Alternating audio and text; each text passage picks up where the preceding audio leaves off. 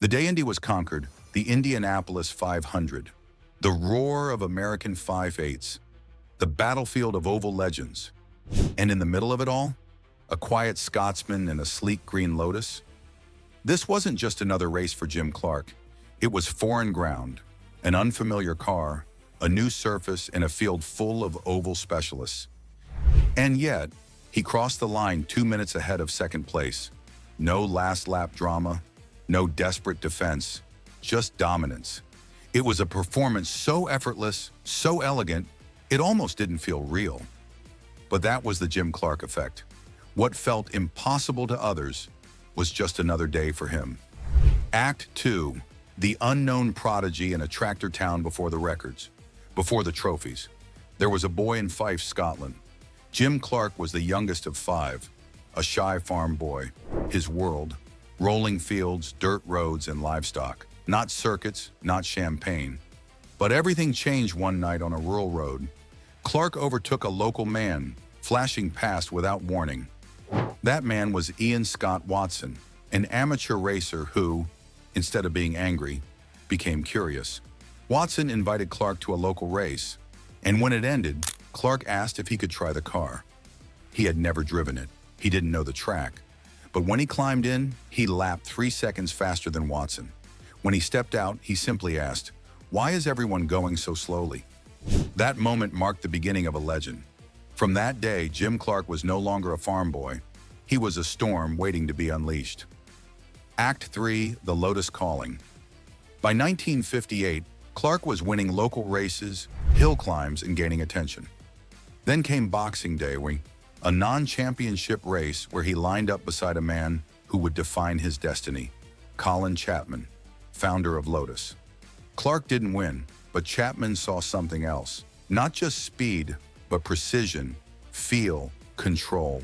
The kind of driver you couldn't train, only discover.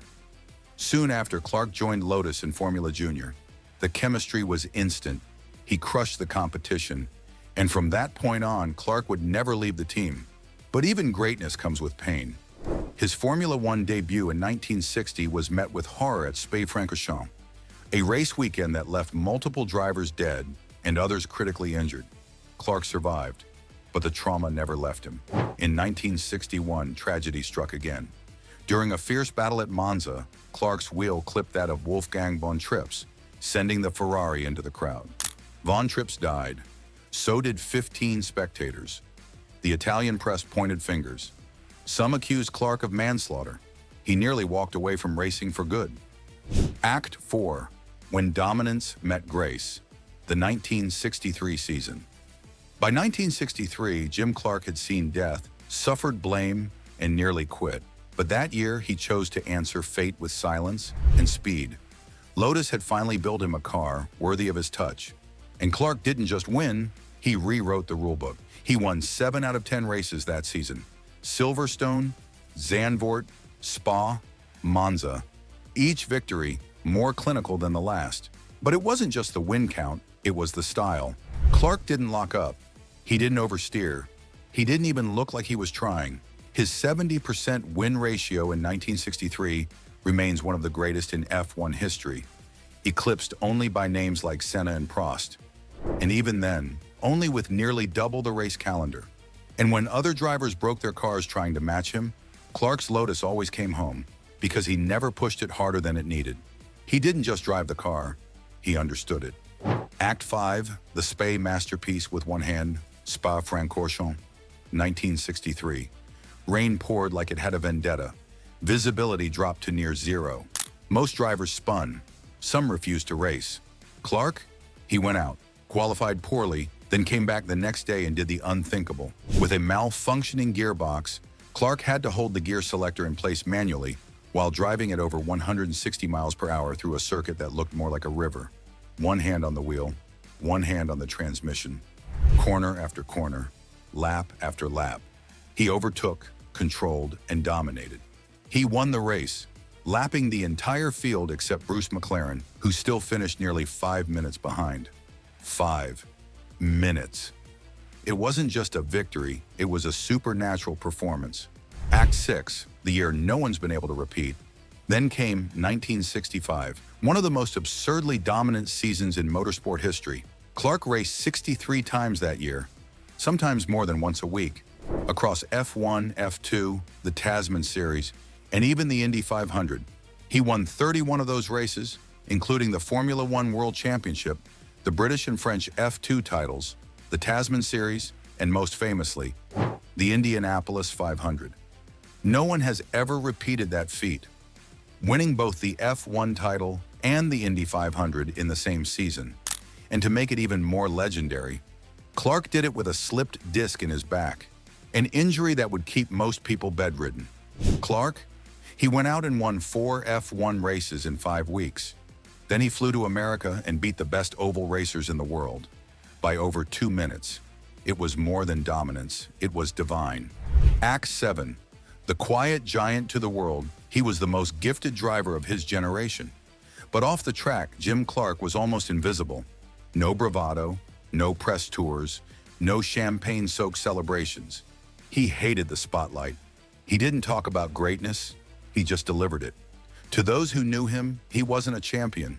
He was a gentleman, humble, honest, the kind of man who, after beating someone, would walk over, shake their hand, and say, "You nearly had me." And what made him even more remarkable was that he didn't believe in himself.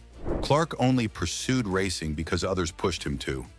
If not for Ian Scott Watson, that stranger on a rural road, Clark would have stayed on the farm, and Formula One would have missed its smoothest miracle. His early mechanics didn't think he could be a racer. Too soft-spoken, too polite, too normal. But behind the wheel, he became something no one else could replicate.